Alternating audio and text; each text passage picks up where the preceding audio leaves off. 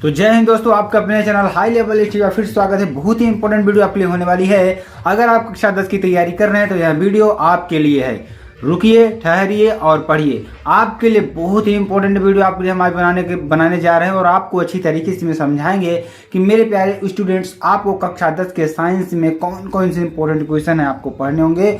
और इसमें आपको हम 70 में 70, ठीक है, 70 में 70 100 नंबर और 100% आपको क्वेश्चंस मिलने वाले हैं और बहुत ही इंपॉर्टेंट क्वेश्चंस को आप इसमें पढ़ाएंगे। ठीक है, चलिए स्टार्ट करते हैं। इस वीडियो में आपको अच्छी तरीके से बताते हैं क्या क्या क्वेश्चंस हैं, कौन कौन से क्वेश्चंस हैं जो आपके एग्जाम में आने की संभावना सबसे ज़्यादा रखते हैं। तो मेरे प्यारे स्टूडेंट्स, अगर आप चैनल पर नए हैं तो प्लीज़ करके आप चैनल को सब्सक्राइब कर दें और उसके बगल बेल आइकन को भी दबाएं ताकि जो वीडियो की नोटिफिकेशन हो आपके स्क्रीन पर तुरंत ही पहुंच जाए।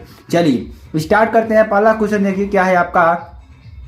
अम्लीय विलयन में लिटमस पेपर डालने पर उसका रंग होता है। तो अम्लीय विलयन में अगर हम लिटमस पेपर डालते हैं तो उसका रंग क्या होगा। अगर आप सभी को मालूम है तो आप लोग कमेंट करके जरूर बताएंगे कि उसका रंग क्या होने वाला है।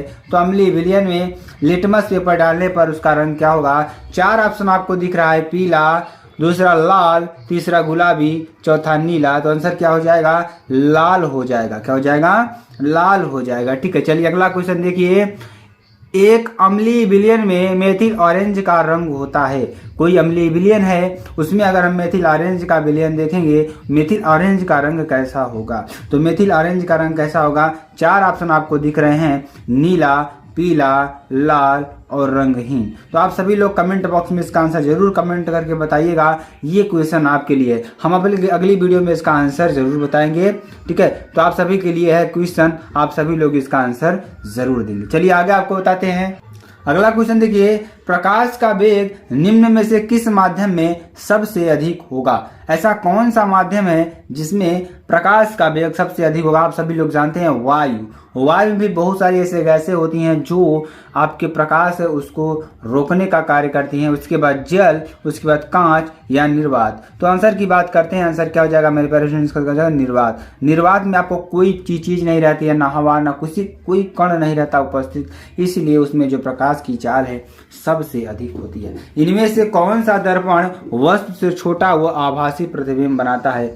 ऐसा कौन सा दर्पण है जो वस्तु से छोटा और आभासी प्रतिबिंब बनाता है। तो आप सभी लोग जानते हैं इसमें 4 ऑप्शन दिए हुए हैं। पहला समतल, दूसरा अवतल, तीसरा उत्तल, चौथा आल। तो इसके आंसर की बात करते हैं। आंसर क्या हो जाएगा, उत्तल। उत्तल क्या हो जाएगा, उत्तल दर्पण हो जाएगा। जो आप गाड़ियों के शीशों में देखते हैं तो पीछे वाली जो गाड़ी होती है उसका छोटा चित्र बना करके हमें शीशे में दिखाई देता है, तो वही क्या होता है, उत्तल दर्पण होगा। ठीक है, चलिए निम्न में से कौन सा प्राकृतिक संसाधन है। ऐसा कौन सा संसाधन है जो प्राकृतिक संसाधन है। तो 4 ऑप्शन आपको दिख रहे हैं। निम्नलिखित में कौन सा संसाधन तो प्राकृतिक संसाधन है। गंगा नदी, ईंटें, सीमेंट या पुल। तो यहाँ पर अगर आंसर की बात करते हैं, आंसर क्या हो जाएगा, आंसर हो जाएगा गंगा नदी। क्या है, प्राकृतिक संसाधन है। ईंट को हम हाथ से बनाते हैं, पुल को भी हम हाथ से बनाते हैं, लेकिन सीमेंट को भी हम हाथ से बनाते हैं।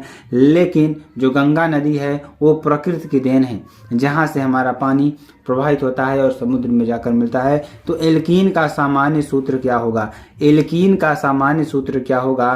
तो देखिए 4 ऑप्शन आपको दिख रहे हैं, CnH2n-2, CnH2n+2, CnH2n या Cn+2 या H2n। तो आंसर क्या हो जाएगा, CnH2n आपका आंसर हो जाएगा। चलिए आगे आपको बताते हैं। अगला क्वेश्चन देखिए। C2H5OH का नाम है। C2H5OH का नाम क्या है। तो 4 ऑप्शन आपको दिख रहा होगा, मेथेनॉल, एथेनॉल, मेथेनॉल या एथेनॉल। तो C2H5 क्या हो जाएगा, OH समूह है, यानी कि एल्कोहल समूह है। इसका जो अनुलग्न होता है, पूर्व लग्न होता है, वो क्या होता है, ऑल होता है। तो यहाँ देखिए 2 कार्बन है तो एथ हो जाएगा, तो ऑल लगेगा तो एथेनॉल हो जाएगा। तो यहाँ पे आपका आंसर एथेनॉल हो जाएगा। ठीक है, चलिए अगला क्वेश्चन देखिए। एल्कोहल में क्रियात्मक समूह क्या होता है। अभी आपको ऊपर हमने बताया OH समूह आपका जुड़ा होता है एल्कोहल में। तो आंसर क्या हो जाएगा, OH हो जाएगा। OH आपका हो जाएगा। चलिए अगला क्वेश्चन देखिए। पर ये तत्व परिवर्ती संयोजकता प्रकट करते हैं। कौन से तत्व होते हैं? 4 ऑप्शन आपको दिख रहा होगा, नॉर्मल तत्व, प्रारूपिक तत्व, संक्रमण तत्व या ऑल ऑफ दीज। तो आंसर क्या हो जाएगा? संक्रमण तत्व। क्या? संक्रमण तत्व हो जाएंगे। सर्वाधिक हाइड्रोजन संयोजकता समूह के तत्वों में होगी, तो कौन से समूह तत्वों में जो हाइड्रोजन संयोजकता होगी सबसे अधिक होगी? तो 4 ऑप्शन आपको दिख रहा होगा, फर्स्ट वाले समूह में, 7th समूह में, 4th समूह में या 0 समूह में। तो क्या हो जाएगा? 4th समूह में आपका आंसर हो जाएगा। ठीक है, चलिए अगले क्वेश्चन की बात करते हैं। अगला क्वेश्चन देखिए जो आपके लिए बहुत ही इंपॉर्टेंट है। चलिए कुछ अति लघुतरी प्रश्नों की बात कर लेते हैं जो आपके लिए बहुत ही इंपॉर्टेंट है। तो आधुनिक आवर्त नियम क्या होता है? आधुनिक आवर्त नियम क्या है, चलिए उसके बारे में देख लेते हैं। तो तत्वों के भौतिक एवं रासायनिक गुण उनकी परमाणु संख्या के आवर्ती फलन होते हैं। जो तत्वों के भौतिक एवं रासायनिक गुण हैं उनकी परमाणु संख्या के आवर्ती फलन होते हैं। क्या होते हैं? आवर्ती फलन होते हैं। ठीक है, चलिए अगला क्वेश्चन देखेंगे। शून्य समूह के तत्वों के नाम लिखो। तो क्या क्या हो जाएंगे? Helium, नियान, argon, krypton, xenon, radon. ये जो गैसें हैं ये किसी से भी अभिक्रिया नहीं करती हैं। आपको हम जानकारी के लिए बता दें तो ये गैसें किसी से भी क्रिया नहीं करती हैं। आँख की समंजन क्षमता से क्या तात्पर्य है उसके बारे में चर्चा करेंगे। तो निकट स्थित वस्तुओं का रेटिना पर क्या कर रहा है? निकट स्थित वस्तुओं का रेटिना पर स्पष्ट प्रतिबिंब बनाने हेतु नेत्र लेंस की फोकस दूरी को आवश्यकता अनुसार परिवर्तित कर लेने की क्षमता को नेत्र की समंजन क्षमता कहते हैं। क्या कहते हैं? नेत्र की समंजन क्षमता कहते हैं। ठीक है, चलिए अगला क्वेश्चन देखेंगे। हमारे जैसे बहुकोशिकीय जीवों में क्या? हमारे जैसे बहुकोशिकीय जीवों में ऑक्सीजन की आवश्यकता पूरी करने में विसरण क्यों अपर्याप्त है?